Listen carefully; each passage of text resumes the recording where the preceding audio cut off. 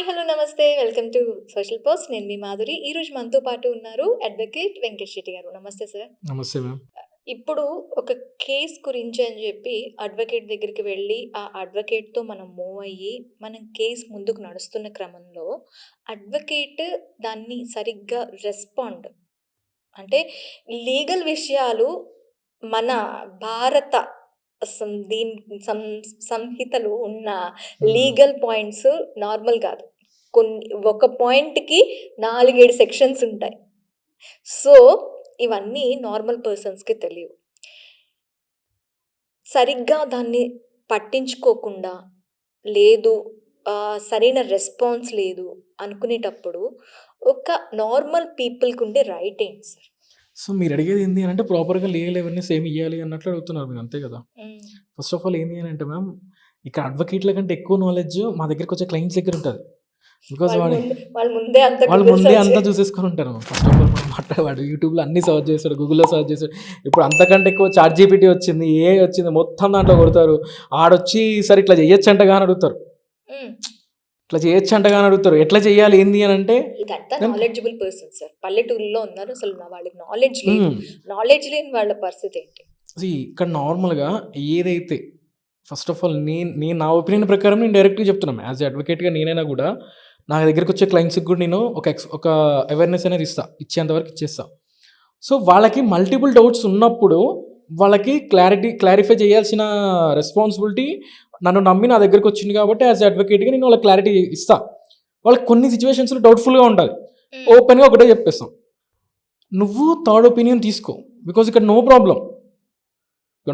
Because ఎందుకు అనంటే ఇక్కడ ఈ ఫీల్డ్‌లో ప్రెజెంట్ ఈ అడ్వకేట్ ఫీల్డ్‌లో ఎలా ఉంది అనంటే పైకి కొంచెం ఏజ్డ్‌గా కనపడ్డము, కొంచెం వైట్ హెయిర్, వైట్ బియర్డ్ వచ్చి లేకపోతే కొంచెం ఏజ్డ్‌గా కనపడి, కొంచెం పాష్‌గా ఇట్లా ఏజ్‌గా కనపడితే ఏంది అంటే వాడు సీనియర్ అడ్వకేట్. కొంచెం యంగ్‌గా కనపడిండు అనంటే వీడు జూనియర్ అడ్వకేట్, వీడికేం తెలీదు. ఆయన సీనియర్ అడ్వకేట్, ఆయన దగ్గరికి పోతా అంటారు. ఇంకొకటి మాట్లాడుకుంటే ఏంది అని అంటే ఇక్కడ ప్రాక్టీస్ చేసే అడ్వకేట్స్ సపరేట్ ఉంటారు. నార్మల్‌గా ఆఫీస్ ప్రాక్టీస్ అడ్వకేట్లు వేరుంటారు. ఇక్కడ 2 టైప్స్ ఉంటది. కోర్ట్ ప్రాక్టీస్ అడ్వకేట్ సపరేట్ ఉంటది. ఆఫీస్ ప్రాక్టీస్ సపరేట్ అడ్వకేట్లు ఉంటారు. Office practice first court practice వాళ్ళు చెప్తా. కోర్ట్ ప్రాక్టీస్ వాళ్ళు ఏంది అంటే వాళ్ళకి కంప్లీట్‌గా లీగల్ నాలెడ్జ్ ఎట్లుంటది అని అంటే వాళ్ళు ఏదైతే క్లయింట్‌కి డైరెక్ట్‌గా వాళ్ళే సర్వీస్ చేస్తారు. హ్మ్. మధ్యలో ఏ పర్సన్ ఉండడు. సో, ఎట్లాంటి సిట్యుయేషన్స్‌లో ఏమన్నా ఇష్యూ అయినా గూడా క్లయింట్‌కి, అడ్వకేట్‌కి ర్యాపో ఉంటదిక్కడ. మధ్యలో వేరే పర్సన్ ఉండడు. హ్మ్. సో, ఇక్కడ ఏమైతది అనంటే క్లయింట్‌కి గూడా ప్రాపర్ నాలెడ్జ్ అనేది వస్తది.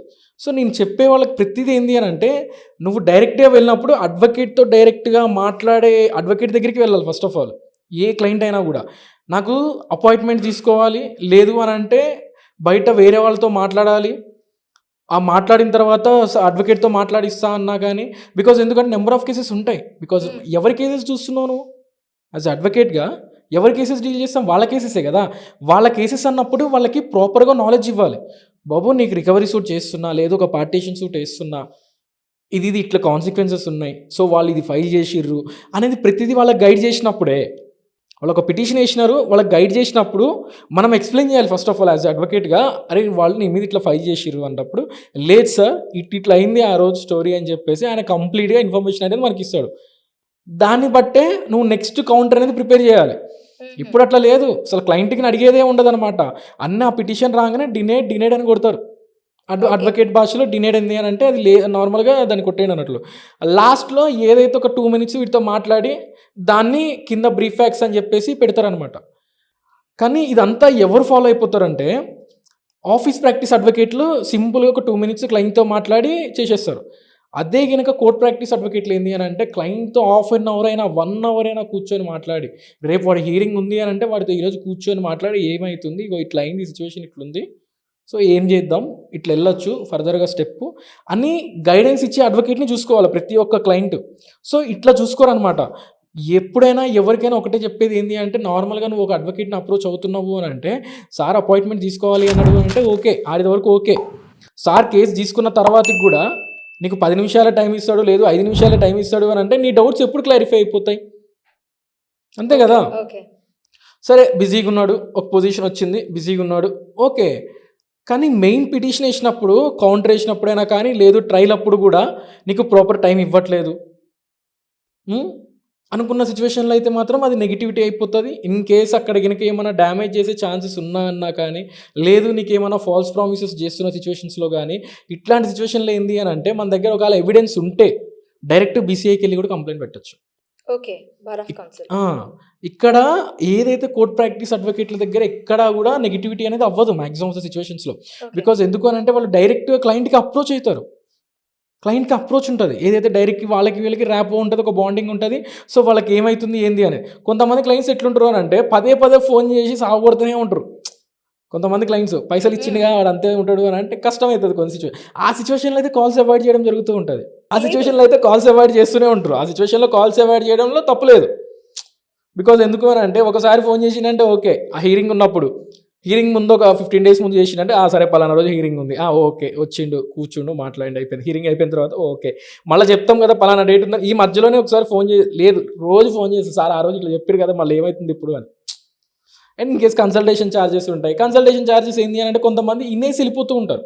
హ్మ్. సో, అది కంపల్సరీ. బికాజ్ ఎందుకు అనంటే ఆఫీస్‌లో జూనియర్స్‌ని మెయింటైన్ చేయాలన్నా, ఒక పేపర్ వర్క్ చేపియాలన్నా, దేనికైనా మాకైనా వాడు ఇని వెళ్ళిపోతూనే ఉంటాడు. ఆ సిచ్యువేషన్‌లో కంపల్సరీ పే చేయాల్సొస్తది. బికాజ్ డాక్టర్ దగ్గరికెళ్ళాము అనంటే ఓపీ తీసుకోకుండా లోపలికెళ్ళవు కదా! నీ అవును. బాధలు ఆయన 10 నిమిషాలు ఇంటుండు అనంటే ఓపీ కట్టబట్టే కదా! నీ నీ ప్రాబ్లమ్స్ ఇని అక్కడ, ఇక్కడ ఎక్కడ నీకు ప్రాబ్లమ్ ఉందో అక్కడ, ఇక్కడ చేతులేసి చూసేది దేనికి? ఆయన ఓపీ కట్టిండు కాబట్టి వీడు మెడిసిన్స్ నా దగ్గరే తీసుకుంటాడు అని చెప్పి డేర్‌తో ఆయన అక్కడ, ఇక్కడ చేతులేసి ఏమో ప్రాబ్లమ్స్ ఉన్నాయో చెక్ చేస్తాడు. ఇప్పుడు అడ్వకేట్ ఉన్నాడు. ఆయన వినాలి ఒక హాఫ్ ఎన్ అవర్. హాస్పిటల్‌కెళ్తే డాక్టర్ 10 నిమిషాలే చూస్తాడు. 5 నిమిషాలు చూస్తాడు లేకపోతే. ఇయాల అది కూడా లేదు. మహా అంటే 1 మినిట్, 2 మినిట్స్. హ్మ్. అంతే కదా! లేదంటే టెస్ట్‌లు మా రాసేస్తున్నారు. దగ్గరికొస్తే ఆల్మోస్ట్ వాడు 1 అవర్ దాకా చెప్తూనే ఉంటాడు. బికాజ్ ఇనాలది. బికాజ్ ఎందుకు అనంటే కంప్లీట్‌గా స్టోరీ వినంది దాన్ని బిల్డ్ చేసి ఒక పిటిషన్ వేయాలి అన్నా, ఒక కేస్ ఫైల్ చేయాలి అన్నా కష్టం. లేదు ఫ్యూచర్‌లో ఆ కేస్ హ్యాండిల్ చేయాలి అన్నా కష్టం. నువ్వు ఇన్ కేస్ ఎళ్ళినావు క్లయింట్ వేరియేషన్‌లో చెప్తున్నా. ఒక క్లయింట్ వెళ్ళిండు అక్కడ. ఆయన సీనియర్ అడ్వకేట్ ఇనడానికి టైం లేదు. జూనియర్ అడ్వకేట్‌తో ఇనిపిస్తున్నాడు. నీ కేస్ గంగలో కలిసినట్లే ఇగ. హ్మ్. గంగలో కలిసినట్లే. ఇక్కడ ఏమైనా సీనియర్ చూసుకుంటాడు. హ్మ్. సీనియర్ అడ్వకేట్ మాట్లాడకుండా జూనియర్ అడ్వకేట్ ఎక్స్‌పీరియన్స్ లేని అడ్వకేట్ మాట్లాడిండనుకో ఆ సిట్యుయేషన్‌లో ప్రాబ్లమ్ అయిపోతది. లేదు నువ్వు అడిగేటప్పుడు కొన్ని క్వెషన్స్ అనేది నువ్వు అడిగినప్పుడు క్లారిఫికేషన్ అనేది ప్రాపర్‌గా లేదు అనుకున్న సిట్యుయేషన్స్‌లో గూడా ఆ అడ్వకేట్‌తో కష్టమే. ఓకే. ఇక ఆఫీస్ అడ్వకేట్స్ ఎట్లుంటారు అంటే ఆఫీస్ ప్రాక్టీస్ అడ్వకేట్స్ వాళ్ళు ఫర్దర్‌గా ఎప్పుడు చూసినా ఈ సోషల్ మీడియా ప్లాట్‌ఫామ్స్‌లో లేకపోతే అక్కడ ఇక్కడ కనపడతారు. ఓన్లీ ఆఫీస్‌లో కూర్చొని క్లోజింగ్స్ మీదనే ఫోకస్ చేస్తారు. కంప్లీట్‌గా వాళ్ళది ఎట్లుంటది అనంటే జూనియర్స్ మీద వదిలేస్తారు మ్యామ్. ఎట్ ప్రెజెంట్ చాలామంది అడ్వకేట్స్ ఉన్నారు. వాళ్ళు జూనియర్స్ మీద వదిలేస్తారనమాట కంప్లీట్ కేసెస్ అనేది. బట్ ఇక్కడ రెగ్యులర్‌గా హియరింగ్స్‌కి అటెండ్ అవ్వాల్సిన అవసరం ఉండదు సీనియర్ అడ్వకేట్‌లు ఎవ్వరికి గూడా. హ్మ్. సో, నార్మల్‌గా జూనియర్స్ వెళ్ళొచ్చు. బట్ మ్యాండేటరీ సిట్యుయేషన్స్ ఉంటాయి కొన్ని. ఆర్గ్యుమెంట్ సిట్యుయేషన్స్ గాని, ట్రయల్ గాని కొన్ని కొన్ని నార్మల్ సిట్యుయేషన్స్ ఉంటాయి. సో, ఆ సిట్యుయేషన్స్‌లో గూడా అవ్వరు. సరే ఈ క్లయింట్ అంటాడు సార్ సార్‌ని కలవాలి అంటే, సరే అపాయింట్‌మెంట్ తీసుకొని రండి. లేకపోతే సార్ అవైలబుల్ లేడు. ఆ రోజు పోయిర్రు, ఈ రోజు పోయిర్రు. సో, మినిమమ్ అనేది ఏంది అనంటే, మినిమమ్ రెస్పాన్సిబిలిటీ అనేది అడ్వకేట్. లేదు అనంటే మినిమమ్‌గా కనీసం మినిమమ్ నీ కేస్ మీద హ్యాండిల్ చేస్తున్నాడు అంటే అడ్వకేట్‌గా. నీ ఫేస్ చూసి వచ్చినప్పుడు ఆ హ్మ్. ఫేస్ వాల్యూని కాపాడుకోవాలి అంటారు ఖచ్చితంగా. ఫస్ట్ ఆఫ్ ఆల్ కాపాడుకోవాలి. హ్మ్. కంప్లీట్‌గా జూనియర్స్ మీద వదిలేసుకోకూడదు అని చెప్తా. బికాజ్ కొన్ని సిట్యుయేషన్‌లో కొన్ని సీనియర్ కౌన్సిల్స్ ఉంటారు. సో, ఫస్ట్ ఆఫ్ ఆల్ మాట్లాడుకోవాలంటే ఓపెన్‌గా మాట్లాడుకోవాలంటే తెల్లగడ్డం, తెల్ల బియర్డ్ వచ్చినంత మాత్రం వైట్ హెయిర్, వైట్ బియర్డ్ వచ్చినంత మాత్రాన వాళ్ళు సీనియర్ అడ్వకేట్‌లు కాదు ఫస్ట్ ఆఫ్ ఆల్. అట్లా అని చెప్పి నాది అనంటే నాది జెనెటిక్ ప్రాబ్లమ్. సో, నాది ఏం చెప్పలేను నేను. సో, అట్లాంటిది కాదు మనం చూడాల్సింది. నీకు ఎట్లా ఇస్తున్నాడు? సో, ఒరిజినల్‌గా సీనియర్ కౌన్సిల్స్ ఏందంటే డిజిగ్నేటెడ్ సీనియర్ కౌన్సిల్స్ అనేది సెపరేట్ ఉంటారు. ఈ నార్మల్ పర్సన్స్‌కి తెలియక అందరూ సీనియర్ కౌన్సిల్స్ ఏజ్ పెరిగింది కాబట్టి సీనియర్ కౌన్సిల్ అంటారు. డిజిగ్నేటెడ్ సీనియర్ కౌన్సిల్స్ అనేది సెపరేట్ ఉంటారు.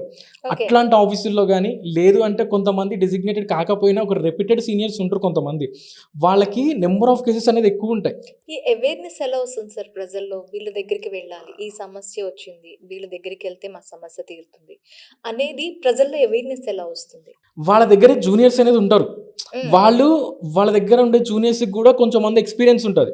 సో, ఆ ఎక్స్‌పీరియన్స్ అనేది వాళ్ళు మనకు ఎక్స్‌ప్లెయిన్ చేస్తారు. మీరన్నారు గదా! వాళ్ళకి అవేర్‌నెస్ ఎలా వస్తది ఫస్ట్ ఆఫ్ ఆల్ అని అన్నారు. సో, ఇట్లాంటి సిట్యుయేషన్స్‌లో కంపల్సరీ కొద్దో గొప్పో ఒక 10% నాలెడ్జ్ యూట్యూబ్ మీదనో లేకపోతే సోషల్ మీడియా ఏదో ఒక ప్లాట్‌ఫామ్ మీద గెయిన్ చేసుకోవాలి. కరెక్టే. బికాజ్ ఎందుకు అనంటే బేసిక్‌గా వాళ్ళకి ఏం చేయాలి అనేది తెలియాలి అనంటే దీంట్లో చూడాలి. దాని తర్వాత నెక్స్ట్ ఏంది అంటే ఒక అడ్వకేట్ దగ్గరికి ఇప్పటిదాకా నార్మల్‌గా నేను చెప్పిందదే. ఒక అడ్వకేట్‌ని అప్రోచ్ అయినప్పుడు మీరు నెంబర్ ఆఫ్ క్వెషన్స్ అనేది అడుగుతూనే ఉండాలి. బికాజ్ హ్మ్. నాకు నా ప్రాబ్లమ్ ఉండి నేను వెళ్తున్నానంటే నెంబర్ ఆఫ్ క్వెషన్స్ అడుగుతా. నేను హ్మ్.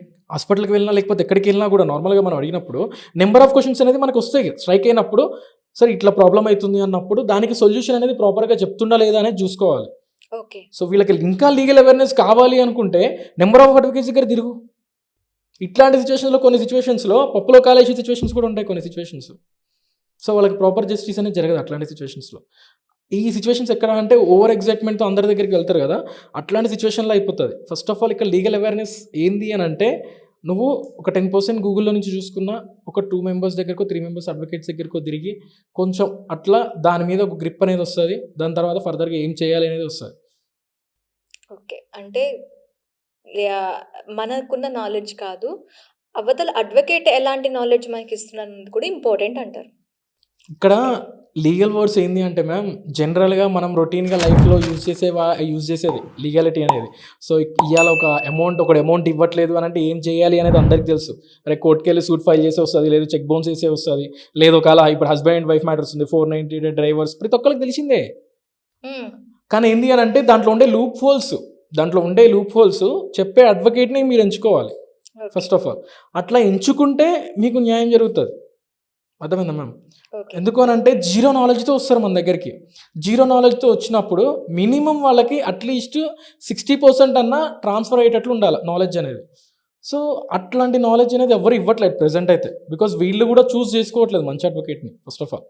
సో, వీళ్ళేందంటే కంప్లీట్ ఈ ప్లాట్‌ఫార్మ్‌లో ఎవరైతే కనపడతారో వాళ్ళ దగ్గరికే వెళ్ళిపోతూ ఉంటారు. ఓకే. అంటే చూసుకో బియర్డ్, ఆ!